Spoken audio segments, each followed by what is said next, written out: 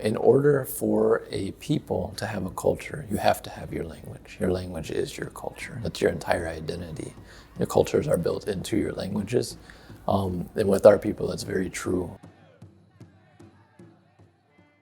We wanted to bring communities together, both Notre Dame Pokagon communities together, but also Potawatomi and Irish-speaking communities together, and try to figure out what are ways that these communities can be in relationship and help each other out in their kind of similar but also distinct, right, and different processes of language revitalization and holding on to culture. I thought it was a great success. We did have over 200 people there, and everybody was engaged with everything that happened. It was kind of language and cultural exchange. We had a drum ribbon town. We had dancers. We had a few different songs. And then they brought a band from the Irish side as well. And then after that, we had a language panel to where we had speakers from Ireland and speakers from Pokagon band to talk about our efforts with language revitalization.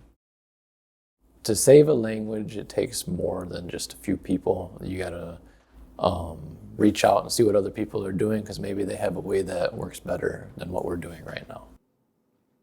It was really inspiring to see both members of the Pokagon band and then some of our Irish scholars that were visiting. They're doing very similar work, even though their language communities are so different, separated by an ocean. I think it honestly instilled within me a sense of language optimism, being able to see firsthand the work that all of these committed people are doing to not only make the language accessible, but also inspire young people to learn it and continue some of those traditions and continue that heritage to the next generation.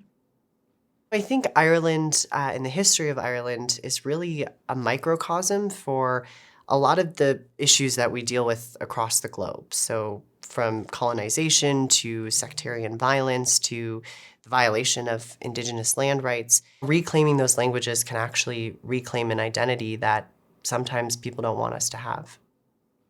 I think it's important for students to hear these kinds of things because they get a broader understanding of where certain people are coming from. What's taught in schools and universities isn't always true to what has happened with certain people.